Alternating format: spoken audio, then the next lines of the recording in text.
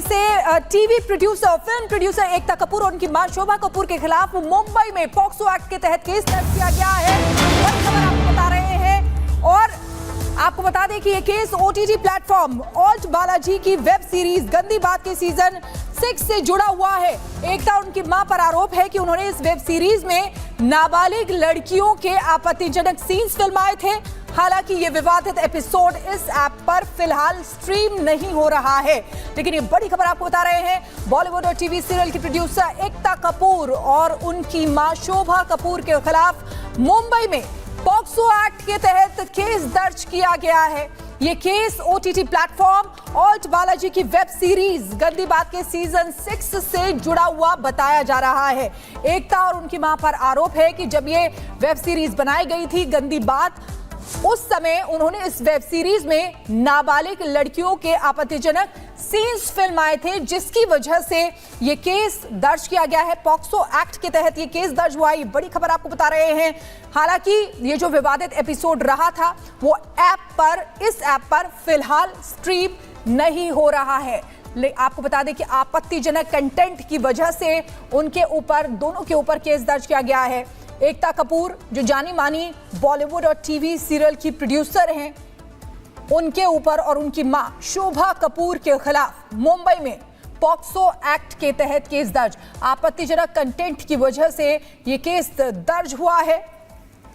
आरोप है उन पर कि इस वेब सीरीज में नाबालिग लड़कियों के आपत्तिजनक सीन्स इन्होंने फिल्माए थे। और मुंबई से हमारे साथ हमारे संवाददाता सत्यप्रकाश जुड़ चुके हैं। सत्यप्रकाश, जिस बात का जिक्र हो रहा है ओटीटी प्लेटफॉर्म पर, जिन बातों का, जिस सीन का जिक्र हो रहा है वो तो वहां नहीं है, लेकिन एक बड़ी खबर बनकर जरूर सामने आ गई है। ये जो मसला है, अभी इसके बारे में अपडेट क्या है?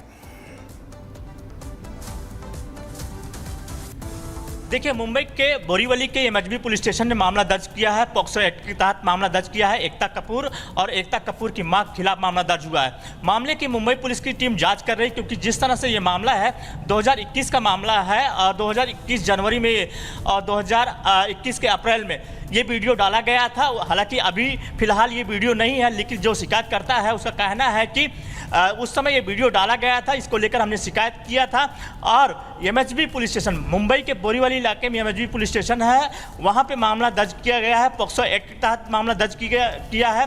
मुंबई पुलिस का कहना है कि इस मामले को लेकर हमने मामला दर्ज कर लिया है और इस मामले की जाँच किया जा रहा है कि जो वीडियो डाला गया था उसमें कंटेंट क्या था, इस सारी चीज़ों को देखा जा रहा है। जी। और जो ये पूरा मामला है, जिस तरीके से ये अब लाइमलाइट में आता जा रहा है, ऐसे में अगला स्टेप क्या होगा ये भी लोग जानना चाहते हैं, क्योंकि जब का ये मामला है और आज की तारीख में ये खबर बनकर बिल्कुल व्यापक तरीके से, बड़े तरीके से कैनवस पर आई है, तो इसके बाद के स्टेप्स क्या हैं? देखिए, मुंबई के बोरीवली पुलिस स्टेशन का कहना है कि जो एमएचबी पुलिस स्टेशन मामला दर्ज किया है, उनका कहना है कि हम इस मामले की जांच कर रहे हैं, कंटेंट देख रहे हैं। आने वाले दिनों में इसको लेकर हम बयान भी दर्ज कर सकते हैं। एकता कपूर और शोभा कपूर का पहले शिकायतकर्ता का बयान दर्ज किया गया, क्योंकि पहले शिकायतकर्ता ने एक कंप्लेन दिया था। कंप्लेन के बाद ये एफआईआर में दर्ज हुआ है और पुलिस कहना है कि इस मामले को लेकर जाँच किया जा रहा है कि कंटेंट उस समय जब डाला गया था क्या था, सारी चीज़ों को देखा जा रहा है। फिलहाल पॉक्सो एक्ट के तहत मामला दर्ज किया है एमएचबी पुलिस स्टेशन, जो कि बोरीवली में है, और पुलिस कहना है कि इस मामले को लेकर जांच शुरू है। आने वाले दिनों पे सत्यप्रकाश, ठीक है, किन किन बातों का उल्लंघन हुआ है, क्या इस बारे में भी कोई सूचना है? क्योंकि अभी जो जानकारी है उसमें यह कहा जा रहा है कि इसमें नाबालिग लड़कियों पर आपत्तिजनक जो सीन्स हैं वो फिल्माए गए। इसके अलावा और भी कई बातें क्या कुछ सामने आ रही हैं? देखिए, शिकायतकर्ता का कहना है कि जो इस कंटेंट डाला गया है उसमें अश्लील से आपत्तिजनक तस्वीरें थी, साथ में जो इसमें कंटेंट किया गया है, दिखाया गया था, उसमें हिंदू देवी और देवताओं के खिलाफ दिखाया गया था, आपत्तिजनक था। इन सारी चीज़ों को लेकर कंप्लेन किया गया था एमएचबी पुलिस स्टेशन में और इसके बाद एमएचबी पुलिस स्टेशन मामला दर्ज किया है और इस मामले की जांच कर रही है। एफआईआर दर्ज हो चुका है पॉक्सो एक्ट के तहत। पुलिस कहना है कि आने वाले दिनों में एकता कपूर और शोभा कपूर का स्टेटमेंट दर्ज कर सकती, क्योंकि अभी एफआईआर दर्ज हो चुका है, मामले की जांच शुरू हो चुकी है। तो आने वाले दिनों में एकता कपूर और उनकी मां का बयान मुंबई पुलिस दर्ज कर सकती है। जी। बिल्कुल बिल्कुल सत्य प्रकाश, आप बड़ी जानकारी दे रहे हैं। तो देखिए किस तरीके से एकता कपूर और उनकी मां शोभा कपूर की मुश्किलें बढ़ती हुई नजर आ रही है, क्योंकि पॉक्सो एक्ट के तहत केस दर्ज किया गया है। आप बहुत बहुत शुक्रिया तमाम जानकारी देने के लिए। उसी बीच एक और बड़ी खबर आ रही है, आपको बता दें कि 30 फ्लाइट्स को धमकी मिली है। ये बड़ी खबर आपको बता दें, और जिसमें 10 एयर इंडिया के विमान भी शामिल हैं। तो ये बड़ी जानकारी आपको दे रहे हैं। 30 फ्लाइट्स को बम की धमकी मिली है। एयर इंडिया की 10 फ्लाइट्स को धमकी मिली है। विस्तारा की 10 फ्लाइट्स भी इसमें शामिल है। इंडिगो की 10 फ्लाइट्स भी इसमें शामिल है। यानी कि एयर इंडिया, विस्तारा, इंडिगो तीनों की फ्लाइट्स को धमकी मिली है बम की। और बीते 10 दिनों की अगर बात करें तो 100 बार इसी तरीके की धमकियां दी जा चुकी हैं। आप समझिए कि जब धमकी मिलती है तो काफी नुकसान भी एयरलाइंस का होता है, क्योंकि उसकी इमरजेंसी लैंडिंग करानी पड़ती है, सारी चेकिंग करनी पड़ती है और उसके बाद दोबारा से टेक ऑफ होता है। और इसीलिए देखिए 30 फ्लाइट्स को बम से उड़ाने की धमकी दी गई है एक बार फिर से, जिसमें एयर इंडिया की 10 फ्लाइट्स शामिल है, विस्तारा की 10 फ्लाइट्स शामिल है, इंडिगो की 10 फ्लाइट्स भी शामिल हैं। तो देखिए किस तरीके से ये फर्जी धमकी आखिर क्यों दी जा रही हैं? क्या ये इंटरनेशनल साजिश का हिस्सा है?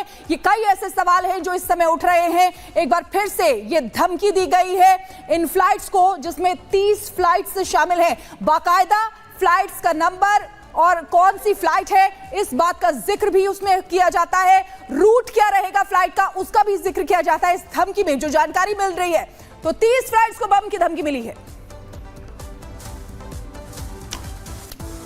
तो सवाल है कि धमकियां दे कौन रहा है, कौन है इसके पीछे, और एविएशन जो सेक्टर है उसे कौन धमकाना चाह रहा है, कौन हिलाना चाह रहा है। एक रिपोर्ट देखिए।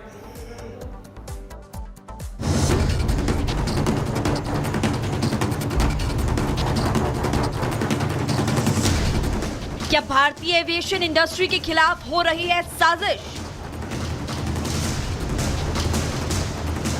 क्या बम की झूठी धमकियों से अर्थव्यवस्था को चोट पहुंचाने की साजिश? भारत के खिलाफ एक नई साजिश का ताना बाना बुना जा रहा है। इस बार ये साजिश भारत के नागरिकों के खिलाफ नहीं, बल्कि देश की अर्थव्यवस्था के खिलाफ है। दुनिया की तेजी से बढ़ती भारतीय एविएशन इंडस्ट्री को नुकसान पहुंचाने के लिए विदेशी धरती पर एक नए तरीके का हथकंडा अपनाया जा रहा है। हम ऐसा क्यों कह रहे हैं? इसके पीछे पुख्ता वजह मौजूद है। पिछले 10 दिनों में 100 से ज्यादा विमानों में बम की धमकी मिल चुकी है। एयरलाइंस कंपनियों को मेल या सोशल मीडिया के जरिए धमकी दी जा रही है। धमकी में बकायदा फ्लाइट का नंबर, उसके रूट का जिक्र होता है, जिसके बाद सभी फ्लाइट्स की इमरजेंसी लैंडिंग करवाकर चेकिंग की गई। हालांकि धमकी वाली किसी भी फ्लाइट में कोई संदिग्ध चीज नहीं मिली है। लेट इट बी MHA और एयरपोर्ट लेवल सिक्योरिटी ऑफिसर सबको साथ में लेते हुए वो सारे निर्णय ले रहे हैं, and they are working in that process. ये ऑफेंस जो है वो इन फ्लाइट वाले उस सिचुएशन को ध्यान में रखते हुए उसमें सारे ऑफेंसेस का लिस्ट किया गया है। तो हम उसमें ऐड करेंगे जो ऑन ग्राउंड या फिर एयरपोर्ट के पास भी जो फ्लाइट है उसके ऊपर भी ऐसे थ्रेट्स आते हैं, तो उसको भी कैसे डील करना है, कॉग्निजेबल कैसे बनाना है, उसको हम स्पेसिफिकली ऐड करेंगे। तो इन फ्लाइट था, अभी ऑन ग्राउंड को भी ऐड करेंगे। भले बम की सभी धमकियां झूठी निकली हों, लेकिन इसने एयरपोर्ट प्रशासन, सुरक्षा एजेंसियां और सरकार के लिए सिरदर्द जरूर पैदा कर दिया। वहीं इससे एयरलाइंस कंपनियों को भारी चपत लग रही है। दरअसल अचानक प्लेन का रूट बदलकर ग्राउंड पर उतारने से भारी आर्थिक नुकसान होता है। प्लेन की चेकिंग, सामान की जांच, रूट डायवर्ट का अतिरिक्त खर्च आता है। यात्रियों को होटल में ठहराने और उन्हें मंजिल तक पहुंचाने के लिए व्यवस्था तक करनी पड़ती है। दावा किया जा रहा है कि पिछले कुछ दिनों से लगातार मिल रही बम की फर्जी धमकियां मिलने से एयरलाइंस कंपनियों को 200 करोड़ तक का नुकसान हो चुका है। ये सारा खर्चा एविएशन इंडस्ट्री को चोट कर रहा है। इस पूरी साजिश का ताना बाना विदेशी धरती से रचा जा रहा है। सूत्रों के हवाले से खबर है कि इस पूरी साजिश के पीछे विदेश में छिपे दुश्मनों का हाथ हो सकता है। बम की अधिकतर धमकियां कनाडा, अमेरिका, यूरोप के देशों से भेजी गई है। फर्जी VPN बनाकर उनसे भारतीय एविएशन कंपनियों को धमकी दी जा रही है। We have come to the conclusion that there are two areas that we can explore. One is the amendment in aircraft security rules.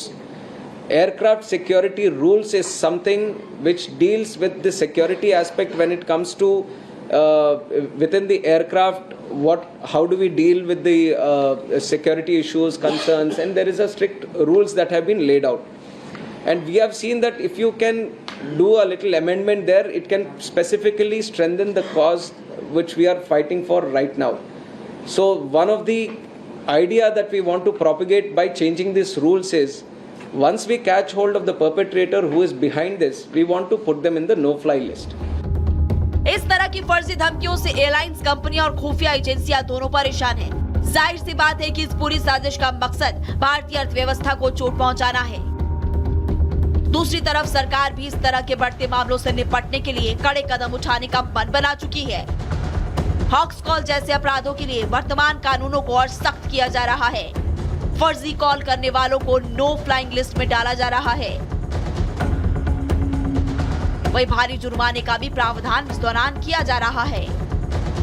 सूत्रों का दावा है कि इस तरह के साजिश रचने वालों पर कड़ा एक्शन देने के लिए केंद्र सरकार कमर कस चुकी है, जिसका असर जल्द दिखना शुरू हो जाएगा। Bureau report, Republic Bharat. और इसी बीच एक और बड़ी खबर आपको बता दें, एलएसी विवाद सुलझने की चीन ने पुष्टि की है। भारत से गतिरोध चीन की तरफ से पुष्टि की गई है। ये बड़ी खबर आपको बता रहे हैं। देखिए, लद्दाख में पुरानी जगह पर दोनों सेनाएं लौटेंगी। कल भारत ने कहा था कि मामला सुलझने की बात भारत की तरफ से की गई थी और अब एलएसी विवाद सुलझने की चीन की तरफ से भी पुष्टि की गई है। चीन ने भारत से गतिरोध खत्म होने की पुष्टि की है। लद्दाख में पुरानी जगह पर लौटेंगी दोनों ही सेनाएं। और आपको बता दें, भारत और चीन ने एलएसी पर 2020 से पहले की स्थिति बहाल करने पर सहमति जताई। 2020 की गलवान झड़प के बाद से तनावपूर्ण दोनों के संबंध रहे थे और ये एक उस दिशा में महत्वपूर्ण कदम है। दोनों के संबंधों के लिए ये महत्वपूर्ण कदम है। और चलिए, सबसे अहम तस्वीर अब हम आपको दिखाने जा रहे हैं। और यह तस्वीर देखिए, जहां पर सभी लोग बाहें फैलाकर प्रधानमंत्री नरेंद्र मोदी का स्वागत कर रहे हैं। सबसे पहले सबसे अहम तस्वीर आप देख पा रहे हैं और ये रिपब्लिक भारत पर आप देख पा रहे हैं। और देखिए, भारत का झंडा सभी के हाथों में और झंडा लहराता हुआ, उत्साहवर्धन करता हुआ सभी लोग उत्साहित हैं। और प्रधानमंत्री से बातचीत हो रही है। आप समझिए, लोग बात कर रहे हैं, इंटरेक्ट कर रहे हैं। जो रूस के लोग हैं, जो धार्मिक भावनाओं को अलग अंदाज में देखते हैं, भारत को एक अलग नजरिए से देखते हैं, और प्रधानमंत्री नरेंद्र मोदी को उन सभी पॉजिटिव एंगल से देखने के बाद